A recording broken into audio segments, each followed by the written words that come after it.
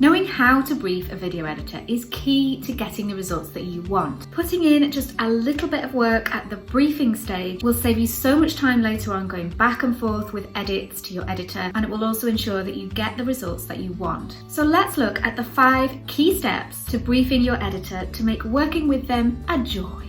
First up, send your editor examples of videos that you like. So put in some time to research different channels and different types of videos on YouTube. Note what you like about them. It might be that they use a certain transition that you like, it might be the fact that they use a certain type of music, or maybe it's the difference between them using music or not using music. Maybe it's the way that they use graphics in their videos. Whatever it is, just spend some time watching different YouTube videos and noting the things that you like and the things that you don't like as well, so that your editor knows what to avoid. Now, step number 2 is to share your script. Now, I know not everybody scripts their videos word for word, but even if you use just loose bullet points, this could be really useful for your video editor to see, and here's why. It means that you can add comments for your editor at certain points throughout the script or the bullet point list, and vice versa, they can leave comments for you too. Here's a few examples of the kinds of things that you might want to highlight in your script for your editor. So sometimes in videos, you might mention links to other videos on your channel. So for example, if I'm mentioning a video about when is the best time to outsource your video editing, I can point you to this video right here. So at this point in your script, you might want to drop a link to the graphic that you want your YouTube editor to add in at this point. If you've gathered together different pieces of B-roll, you might want to mention throughout the script the points at which you want the B-roll adding in and where the particular pieces of B-roll are relevant to. Now, step 3 is to find a way to share different assets with your video editor. So use a shared folder. I tend to use Google Drive. You could use Dropbox or any other kind of media sharing platform, and basically you just need a central place where you can put everything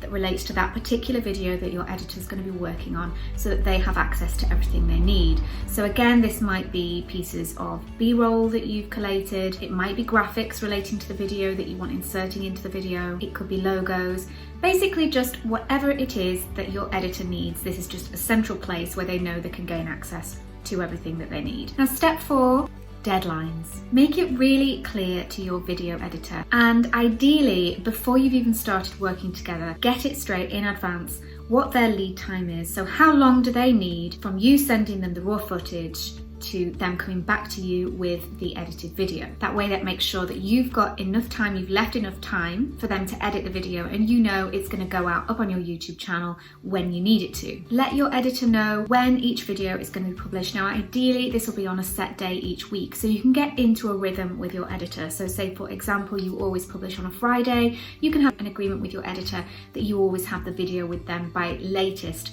the Monday prior to that. It really pays to get into a rhythm like this, and it really benefits everybody. It takes the pressure off both you and your video editor. It can also save you some money because many editors do actually charge extra for a rush job. You want to give them as much time as possible so that they can do justice to that video that you have spent so much time and effort planning and making. Next up, step number 5 is make sure you make it clear to your editor the ideal and desired length of the video. So tell them the maximum length that the video needs to be, and this will help your video work out how much of the video content they can afford to cut out. Now, you know how it is when you're recording. You may know yourself that there's significant chunks that can automatically just be cut out from your video. Now, sometimes these will be really obvious to your editor. For example, if you pause for ages,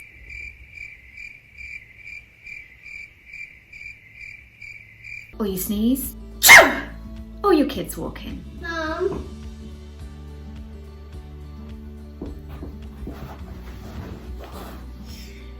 Hi. But for the times where it might not be so obvious, either verbally mention in the raw footage when you're recording, say, hey, just forget that bit, we can cut that out, or add notes to your script or the document that you share with them with your bullet points, or even a separate document with notes on about the video, just letting them know that this piece here, explain it, can automatically be lost. So there we have it, 5 ways to brief your video editor and make the process of outsourcing really smooth, make it a joy to work with your editor, and get you the results that you want. Now, if you know you want to outsource, but just are not sure whether it's the right time, check out this video all about when is the right time to outsource your video editing. Maybe you're scared about taking the plunge or unsure of whether you have the budget. This video is going to help you with those dilemmas and help you work out if now is the right time to outsource your video editing or not. I hope you've enjoyed this video. Don't forget to like and subscribe, and I will see you next time.